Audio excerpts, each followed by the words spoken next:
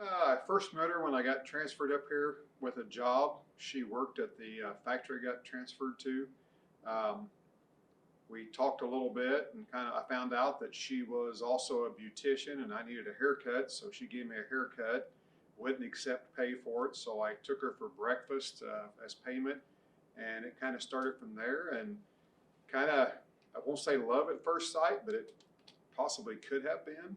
But we've been together since 1984, so we're celebrating 40 some years now.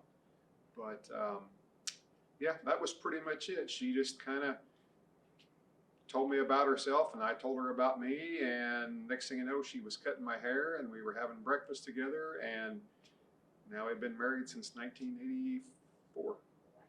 So I met my wife October 12th, 2002. I was out with a friend. She was out with a friend. We bumped into each other at what is now Casa del Mar, and it has been history ever since. I met my husband Ryan in 2007 at a friend's Super Bowl party. He just stopped by and someone introduced him, and I remember seeing his name mentioned on Facebook because we had a lot of mutual friends, and he had this light bulb as his profile picture. And I just kept remember seeing it. It's like, you may be friends with this person. You may be friends with Ryan. You may be friends with Ryan. Or you should be friends with Ryan. And it's like, hey, this is Ryan. I'm like, oh, you're the light bulb guy. So that was my first words to him. He's like, yes, I am. But we kept kind of bumping into each other at other people's parties and other people's get-togethers. Though we were each in different relationships. And then suddenly, a few years later, we were both single, and we were hanging out, and we decided to start to date. And yeah, we have a lot in common. And he used to come and visit me when I was working at the jewelry studio. I was like filing jewelry for one of my classes. And then, as luck would have it, the year that we got married, I was taking another jewelry class at Eastern, and he was working at Eastern at the time, and I made his wedding band. Every now and then, I would have him just pop on over to the studio, and I would size it for him. Does this need to be resized? Is it too big? Is it too small? All right, you can go now. And yeah, we've been married since 2012, so just over 10 years. And yeah, that's that. Okay, so I got a unique story. My husband, how I met him was I worked with his sister, and her house caught on fire. And this is back in the days when Lincoln Fire Protection District, everybody had a phone, a regular phone on, and I happened to hear the address, knew the address, and I went out there. The next day, my now nephew wanted a cake baked. And so we were trying to think of all the things he needed for a cake, and I took all the things out there. And my brother-in-law, after I left, said, you should ask her out on a date.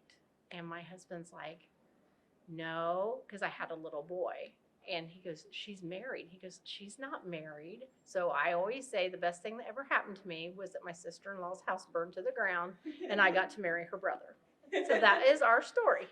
How long have you guys been married? We have been married 31 years. That's a fun story. Okay, so when I was teaching at Chrisman High School, my wife was an admissions counselor for EIU.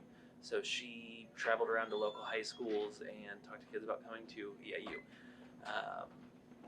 She had a visit at our high school, and I was in charge of the sound system. And our guidance counselor at the time said, hey, the EIU rep needs a microphone for our meeting for EIU, which is going to be in the gym. And I thought to myself, why? She's going to talk to like 30 kids. Why is it in the gym for one? Like, it should be in a classroom, and two, she doesn't need a microphone. So I was a little bit annoyed about it, and I go and get the microphone ready for her, and I give her the microphone, and she's like, I don't need this. And I'm like, well, I was told you need this, so okay.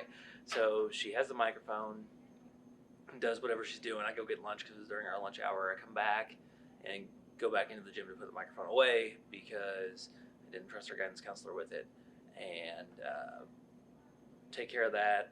And I'm annoyed by the whole thing. Like, that's super annoying that I have to deal with all this. And then later that day, I see the guidance counselor in the hallway, and she tries to give me this girl's number. And I'm like, Tammy, I appreciate it, but there's no amount of game that can recover from this. Like, I'm like, hey, by the way, you were just here working. I gave you a microphone, and now my guidance counselor gave me your phone number, right? Like, it's not in my wheelhouse. So she goes, well, just add her on Facebook. And I'm like, okay, well, maybe. We'll see. Like, this has happened within an hour. Charleston from Crispin is an hour away. So she wasn't even back at work yet when this was going down, right? I'm like, this is super not cool, like creepy, probably. So I was like, maybe later. But then by the end of school that day, she had added me on Facebook. We then started talking and then dating, and here we are. We had a baby a month ago. So things are going well. I met my wife, Janet, at a college mixer. This was an event for a group called InterVarsity Christian Fellowship. And I had been asked to play bass at this event. And Janet's resident assistant in her dormitory, on her floor of her dormitory, asked her if she wanted to go to this event because Janet wasn't socializing very much. And so she was trying to get all the freshmen to go to various things. And so she took Janet, and that's where we met. And when we met, we really weren't interested in dating each other at all. But we really got along well, and so we started studying together, and that continued. We were friends, and we started studying together almost every night.